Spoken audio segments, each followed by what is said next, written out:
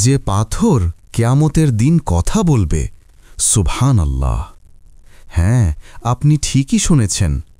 একটা পাথর যা জান্নাত থেকে এসেছে, যাকে নবীজি সাল্লাল্লাহু আলাইহি ওয়াসাল্লাম নিজের হাতে কাবায় স্থাপন করেছেন। আর কিয়ামতের দিন সেই পাথরই মানুষের পক্ষে সাক্ষ্য দেবে। বিশ্বাস হচ্ছে না? আসুন শুনে নিন কোরআন ও হাদিসের আলোকে হাজরে আসওয়াদের অলৌকিক ইতিহাস।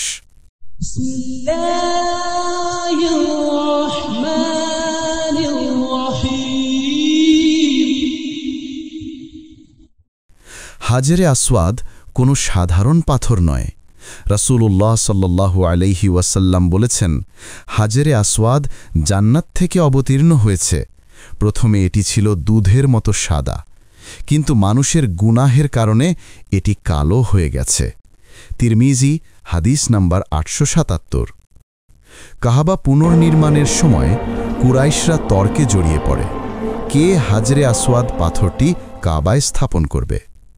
তখন রাসূল সাল্লাল্লাহু আলাইহি ওয়াসাল্লাম এমন এক বুদ্ধিদীপ্ত উপায়ে সবাইকে রাজি করালেন, যা আজও ইতিহাসে অমর। হাজরে আসওয়াদ পাথরটি নবীজির পবিত্র হাতে স্থাপিত। এজন্যই এটি আজও মুসলমানদের কাছে গভীর আবেগের প্রতীক। রাসূলুল্লাহ সাল্লাল্লাহু আলাইহি ওয়াসাল্লাম বলেন, হাজরে আসওয়াদ ও মোকামে ইব্রাহিম কিয়ামতের দিন কথা বলবে, এবং যারা আন্তরিকভাবে পাথরটি চুমু দিয়েছে বা স্পর্শ করেছে তাদের পক্ষে সাক্ষ্য দেবে। তিরমিজি হাদিস নাম্বার 961। কল্পনা করুন, কিয়ামতের সেই ভয়ঙ্কর দিনে কোটি কোটি মানুষের মাঝে এক পাথর বলবে, হে আল্লাহ, এই বান্দা একদিন আমাকে ভালোবাসায় চুমু দিয়েছিল। তখন কত মানুষ হাসবে, কতজন কাঁদবে। যে পাথর জান্নাত থেকে এসেছে, যার প্রতিটি চুমু গুনাহ মাফের সাক্ষ্য হতে পারে, সেই হাজরে আসওয়াদ আজও কাবার কোণে দাঁড়িয়ে আছে, যেন আমাদের তওবা, আমাদের ভালোবাসার অপেক্ষায়। আজ আমরা দেখি কত মানুষ হাজরে আসওয়াদে হাত রাখতে চায়, কিন্তু পারে না।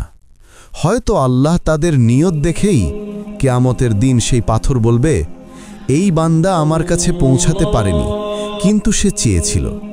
কত দয়াময় আমাদের রব। ফলো, লাইক, কমেন্ট করুন, যেন এমন আরও কন্টেন্ট আপনার কাছে পৌঁছে যায়। ইসলাম প্রচারে আপনার একটি শেয়ারই হতে পারে কারো হেদায়েতের দরজা।